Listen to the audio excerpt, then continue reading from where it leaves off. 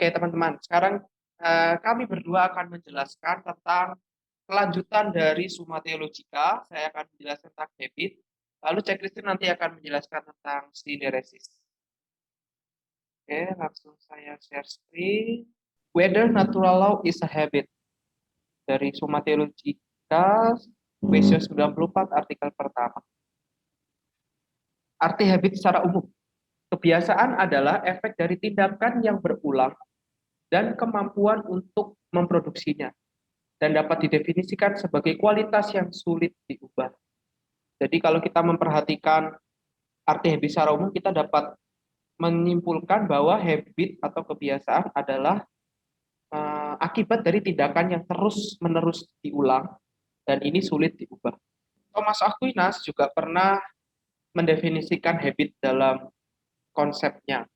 Thomas Aquinas memandang habit sebagai kecenderungan untuk melakukan sesuatu. Dalam hal ini habit dilakukan karena memang sesuatu itu perlu untuk dilakukan.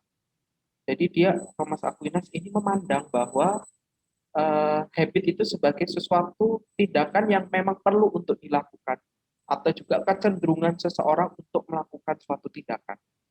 Dan menurut Thomas ada dua habit, jenis habit atau jenis kebiasaan, yaitu kebiasaan moral dan kebiasaan intelektual. Kebiasaan moral yang pertama. Kebiasaan moral adalah kebiasaan yang tercipta saat kita mengulangi suatu tindakan moral berkali-kali. Jadi seperti pada definisi awal tadi, definisi secara umum.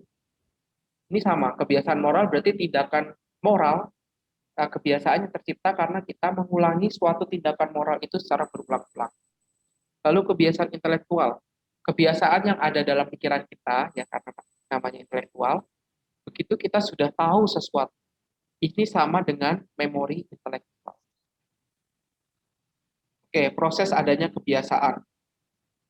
Kita telah belajar bahwa kebiasaan tadi ya diawali oleh tindakan, dan tindakan sendiri didasari oleh kehendak. Nah, kehendak inilah yang kemudian bisa kita arahkan atau kita gunakan menuju kepada hal-hal yang baik atau hal-hal yang kurang baik. Kalau hal yang positif berarti itu akan jadi keutamaan, kalau hal yang negatif berarti itu akan menjadi sebuah keburukan atau kejelekan. Berarti bisa dibilang kebiasaan ini bisa dibilang juga keutamaan ya, kebiasaan yang baik itu merupakan keutamaan. Kodrat adalah kebiasaan, karena seperti yang dikatakan sang filsuf, ada tiga hal dalam jiwa, yaitu kekuatan, kebiasaan, dan nafsu. Tapi hukum kodrat bukan salah satu kekuatan jiwa, bukan juga oleh nafsu, seperti juga yang telah kita lihat satu persatu. Oleh karena itu, hukum kodrat adalah kebiasaan. Keberatan kedua, Basil pernah mengatakan bahwa hati nurani atau sinderesis adalah hukum pikiran kita yang hanya dapat diterapkan pada hukum kodrat. Tapi sinderesis adalah kebiasaan, seperti yang ditunjukkan. Oleh karena itu, hukum kodrat adalah kebiasaan. Keberatan ketiga, hukum kodrat tinggal di dalam manusia selalu, seperti yang akan ditunjukkan lebih lanjut pada artikel ke-6. Namun, nalar manusia yang dianggap hukum tidak selalu memikirkan hukum kodrat.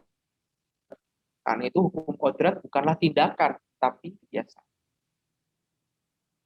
Lalu untuk on the contrary, Thomas Aquinas menggunakan perkataannya Agustinus yang berkata bahwa kebiasaan adalah sesuatu yang dilakukan bila perlu. Tapi itu bukan hukum alam. Karena itu ada pada bayi dan pada orang-orang terkutuk yang tidak bisa bertindak dengan itu. Oleh karena itu, hukum kodrat bukanlah kebiasaan. Hukum kodrat menurut Thomas Aquinas itu ada di dalam diri bayi dan juga orang-orang terkutuk, atau orang-orang yang ada di dalam neraka. Nah, tetapi seorang bayi tidak bisa menggunakan hukum kodratnya itu. Dan juga orang-orang neraka menolak hukum kodrat itu, sehingga dia menolak untuk menggunakan hukum kodrat. Maka dari itu, menurut Thomas Aquinas, hukum kodrat bukanlah kebiasaan, karena kebiasaan timbul dari tindakan yang dilakukan berulang-ulang.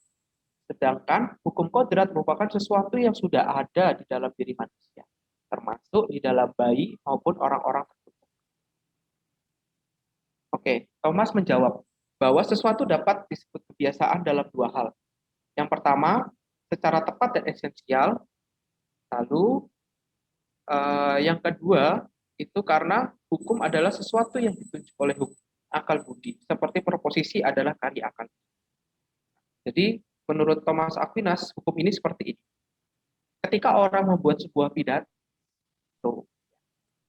pidato bagus bukan karena pidato itu sendiri, tetapi karena gramatikanya, lalu kemampuan orangnya dalam mengolah bahasa, dan lain sebagainya. Maka dari itu, hukum kodrat itu, ya, yaitu tadi gramatikanya, dia bukan pidatonya. Lalu kedua, istilah kebiasaan dapat diterapkan pada apa yang kita pegang oleh suatu kebiasaan. Jadi iman bisa berarti apa yang kita pegang dengan iman.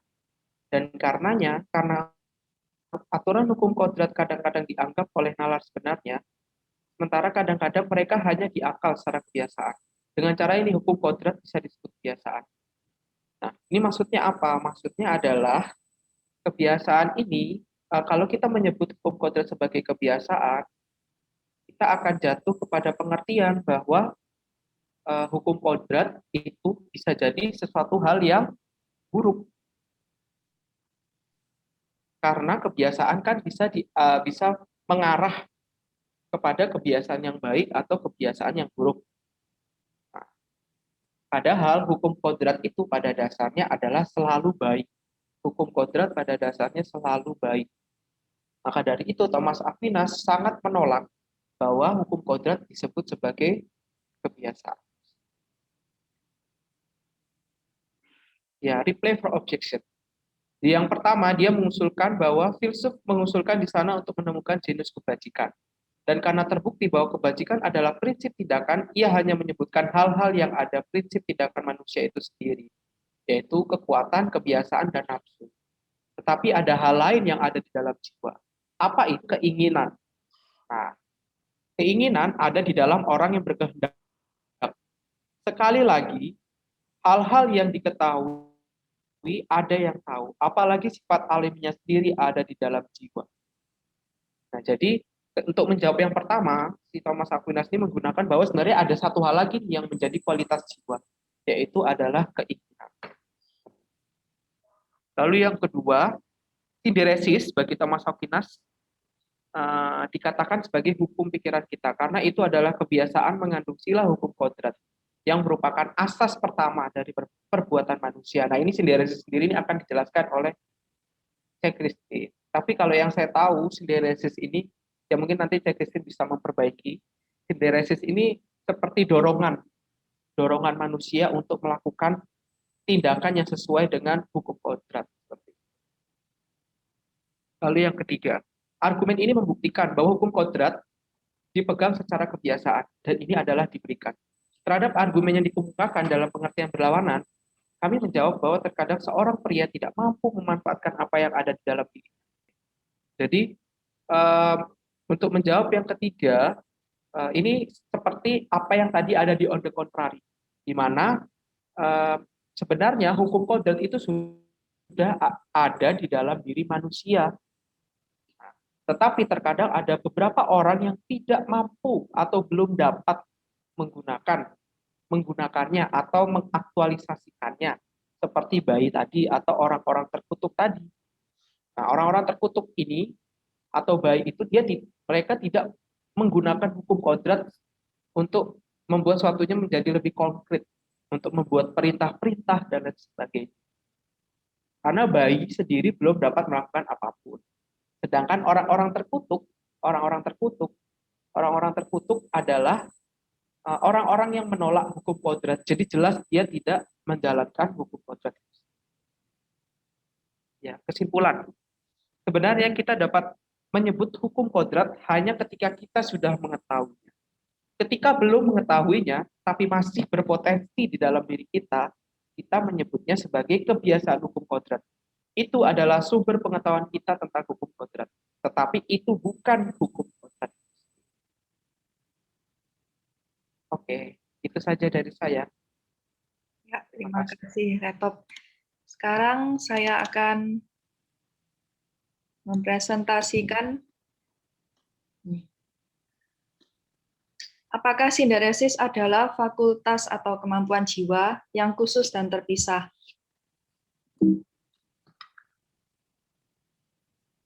Nah, sinderesis itu seperti tadi yang dibilang oleh Retop, sinderesis mendorong manusia kepada kebaikan dan menolak kejahatan. Nah, kalau teman-teman melihat definisi singkatnya sinderesis ini, apakah menurut teman-teman sinderesis itu adalah fakultas jiwa atau bukan? Objection 1, sinderesis adalah fakultas, seperti halnya fakultas irascible, concupiscible, dan rasional. Ini saya berusaha menampilkannya dalam bentuk silogisme ya, supaya lebih diketahui begitu. Jadi argumennya, premis mayornya itu begini, semua konsep yang jatuh dalam satu pembagian ada di dalam genus atau golongan yang sama. Kalau kita ingat pembagian kategori di matkulnya logika, ya itu kan seperti itu. Jadi misalnya ini di sini logika yang sama ini, pensil, bolpen, kertas, itu kan pembagian yang ada dalam golongan yang sama, yaitu golongan alat tulis, ya kan?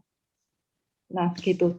Kemudian premis minornya, sinderesis, itu dipisahkan dari irascible, concupiscible, dan rasional, yang adalah fakultas atau kemampuan jiwa. Ini menurut satu dokumen yang ditulis oleh Hieronymus tentang komentarinya dia tentang Yeskiel di Alkitab itu. Nah, jadi kesimpulannya sinderesis adalah fakultas. Ini logika yang sama itu seperti ini. Pensil, bolpen, dan kertas adalah alat tulis, genus alat tulis. Nah, penghapus itu segolongan dengan pensil, bolpen, dan kertas, ya kan? Maka penghapus adalah alat tulis, begitu. Ini pakai logikanya ini kan, jadi gampang dimengerti. Maka sinderesis adalah fakultas karena disejajarkan dengan irascible, concupiscible, dan rasional, gitu. Nah, nanti kita lihat bagaimana bahwa ada kesalahan di sini. Next, objection 2, sinderesis adalah kemampuan jiwa seperti halnya sensualitas. Jadi di sini disejajarkan dengan sensualitas.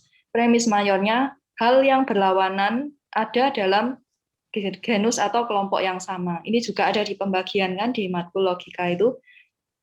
Premis minornya, sinderesis dan sensualitas itu berlawanan. Karena sinderesis selalu mendorong pada kebaikan, sedangkan sensualitas kepada kejahatan. Jadi kan ini berlawanan, sinderesis dan sensualitas ini. Ini ada di dalam bukunya De Trinitate milik Agustinus. Maka kesimpulannya adalah sinderesis adalah fakultas, seperti halnya sensualitas adalah fakultas. Nah, ini logika yang sama itu begini. Konsep besar dan kecil itu kan berlawanan. Besar dan kecil itu kan hal yang berlawanan. Nah, kalau konsep kecil adalah genusnya size, ukuran, maka konsep besar itu juga genusnya ukuran, begitu. Nah, nanti kita lihat juga bagaimana menurut Aquinas ada yang keliru di sini. Objection 3, sinderesis adalah kemampuan jiwa sama seperti akal budi. Sinderesis adalah fakultas sama seperti akal budi. Premis minornya itu sinderesis adalah hukum dan benih keutamaan yang benar dan mutlak yang ada dalam kemampuan alami untuk judgment, untuk manusia judge sesuatu. Kemudian premis mayornya, hukum yang mutlak yang membimbing judgment kita, termasuk dalam reason atau akal budi. Ini juga ada di De Trinitate Agustinus, maka kesimpulannya sinderesis itu sama dengan akal budi. Maka sinderesis adalah fakultas, gitu. Nah, sebaliknya, on the contrary, sinderesis itu bukan fakultas. Fakultas itu kan sama seperti power atau kemampuan jiwa. Itu kan tiga hal ini sebenarnya bisa digunakan bersamaan begitu. Nah, ini premis mayornya adalah dalam fakultas-fakultas rasional terkandung hal-hal yang bertentangan. Ini ditulis oleh Aristoteles dalam Metafisika. Premis minornya, tapi sinderesis hanya mendorong orang pada kebaikan, bukan kepada hal yang bertentangan, yaitu kejahatan. Ya kan tadi kan Agustinus di De Trinitate kan bilang begitu, bahwa sinderesis itu hanya mendorong orang pada kebaikan saja. Nah, sedangkan Aristoteles dia bilang bahwa kalau fakultas rasional itu ada hal-hal yang bertentangan. Jadi misalnya fakultas akal budi, dalam akal budi manusia tuh bisa berpikir hal yang baik, bisa berpikir hal yang buruk gitu. Jadi dia bisa dua arah. Fakultas-fakultas itu bisa dua arah. Tapi sinderesis itu tidak bisa dua arah, dia hanya bisa satu arah saja, yaitu kepada kebaikan. Maka kesimpulannya sinderesis bukan fakultas, bukan kemampuan jiwa. Karena, nah ini kalau seandainya pun, Thomas Aquinas bilang, seandainya pun sinderesis itu adalah fakultas, dia haruslah fakultas intelek atau rasio. Karena hewan itu tidak punya sinderesis, hewan tidak berakal budi gitu. Tapi nanti kita akan lihat bahwa sinderesis itu bukan fakultas. Nah, kalau bukan fakultas lalu sinderesis itu apanya manusia, gitu kan? Bingungnya kan di situ. Ternyata sinderesis adalah habit. Ini jawaban Aquinas. I answer that sinderesis adalah natural habit atau kecenderungan kodrati. Nah, kalau tadi Retop kan bilang bahwa hukum kodrat adalah bukan habit, melainkan prinsip dari habit. Nah, sekarang sinderesis itu adalah habitnya. Gitu. Jadi tindakan bernalar didasarkan pada pemahaman tentang hal-hal yang mutlak, yaitu prinsip-prinsip yang kita ketahui secara kodrati. Nah, ini kalau saya mentafsirkan ya, ini prinsip-prinsip yang kita ketahui secara kodrati, ini sebenarnya hukum kodrat maksudnya. Dengan prinsip-prinsip kodrati itu sebagai premis mayor, kita berdeduksi dan menjatuhkan keputusan atas sesuatu. Jadi hukum kodrat itu menjadi premis mayor dalam waktu kita berdeduksi. Kita melihat sesuatu kasus begitu ya. Nah, manusia memiliki dua jenis prinsip, yaitu prinsip spekulatif yang dipakai intelek spekulatif dan prinsip praktis yang dipakai oleh intelek praktis. Nah, kalau prinsip spekulatif dimiliki manusia secara kodrati bukan sebagai fakultas tapi sebagai habit khusus yang disebut the understanding of principles, maka kesimpulannya prinsip praktis itu juga dimiliki manusia secara kodrati bukan sebagai fakultas tapi sebagai habit khusus yang disebut sinderesis. Ya ini, sinderesis mendorong pada kebaikan dan menolak kejahatan. Ini bukan kemampuan tapi kecenderungan kodrati manusia. Jadi ini bukan fakultas tapi habit. Nah, ini jawabannya Aquinas untuk objection 1. Salahnya ada di mana? Ada di sini. Menurut Aquinas, yang dimaksudkan Hieronymus itu adalah pembagian tindakan atau operation, bukan pembagian fakultas. Karena kalau kita ingat yang ada di matkul Thomisme itu, irascible dan concupiscible itu kan tindakan, bukan fakultas toh. Yang dimaksudkan Hieronymus itu tindakan. Begitu. Makanya objection 1 itu tidak berlaku, ini keliru. Nah, untuk objection 2, yang bermasalah tuh di sini, di premis mayornya ini. Hal yang berlawanan itu ada dalam kelompok yang sama. Loh ya belum tentu, bisa ya, bisa enggak. Ini misalnya, Aquinas bilang, sensualitas dilawankan dengan sinderesis, yaitu perlawanan tindakan operation, bukan perlawanan antara dua spesies yang berbeda dari satu genus yang sama. Jadi maksudnya gini, misalnya ada dua tindakan ini, ada dua tindakan. Tindakan pertama adalah menikmati makanan. Ini tindakan sensual, genusnya sensualitas. Nah, kalau tindakan kedua itu tindakan menilai apakah mencontek itu baik atau buruk. Nah, apakah ini masuk tindakan itu dalam kelompok yang sama dengan yang pertama ini, dengan yang menikmati makanan itu? Tentu saja tidak kan. Ini adalah dua tindakan yang kelompok genusnya itu berbeda. Maka objection 2 ini tidak berlaku juga. Dan objection 3 itu menurut Aquinas itu kekeliruannya dari sini, di mutlak ini. Mutlak yang dimaksudkan di sini itu adalah prinsip-prinsip praktis pertama yang ada satu di akal budi atau fakultas dan kedua di sinderesis. Nah, manusia itu menilai sesuatu, mengambil putusan itu memakai keduanya, akal budi dan sinderesis begitu. Nah, kesimpulannya hukum kodrat adalah prinsip bagi sinderesis. Ini kesimpulan saya sendiri gitu ya. Jadi hukum kodrat adalah principle of habit, ini tadi sudah dijelaskan oleh Retop. Nah, sedangkan sinderesis adalah habit. Maka ini habitnya di sini diganti aja jangan sinderesis gitu kan. Maka hukum kodrat adalah prinsip bagi sinderesis. Maksudnya bagaimana? Maksudnya hukum kodrat adalah prinsip-prinsip praktis pertama yang bersifat universal dan mutlak. Hukum kodrat sebagai premis-premis mayor dalam deduksi untuk menilai apakah suatu kasus itu baik atau buruk secara moral. Seperti contohnya, kalau saya sedang butuh uang, saya lihat dompet teman itu penuh uang, lalu tiba-tiba otomatis gitu timbul pikiran untuk mencuri gitu. Nah, kalau kita melihat suatu kasus, itu kasus adalah premis minor. Sedangkan dengan sinderesis, kita langsung mencocokkan dengan hukum kodrat. Hukum kodratnya apa? premis mayornya adalah hukum kodrat bahwa semua orang tuh punya hak milik yang harus dihargai. Kita tidak boleh mencuri barang orang lain. Nah, itu hukum kodrat tuh, itu premis mayornya itu. Jadi kasus itu, kasus bahwa saya sedang butuh uang, terus habis itu dompet saya penuh, dompet teman saya itu penuh uang ini. Kemudian saya cocokkan dengan hukum kodrat yang ada dalam diri saya ini kan. Kesimpulannya, kemudian saya mengeluarkan judgement dan tindakan praktis bahwa saya tidak mau mencuri. Nah, berpikir untuk mencuri saja jangan, pokoknya jangan dituruti, sudah gitu. Jadi maksudnya itu. Ya itu, terima kasih. Terima kasih, C. Kesimpulannya sangat jelas jadi ya, teman-teman ya. Bahwa apa tadi? Hukum kodrat itu prinsipnya dari habit, sedangkan stereosis adalah apa tadi, C? Habitnya itu sendiri ya. Ya. Oke. Jadi teman-teman, kami membuka ruang pertanyaan untuk teman-teman setelah presentasi ini. Itu saja dari kami. Terima kasih.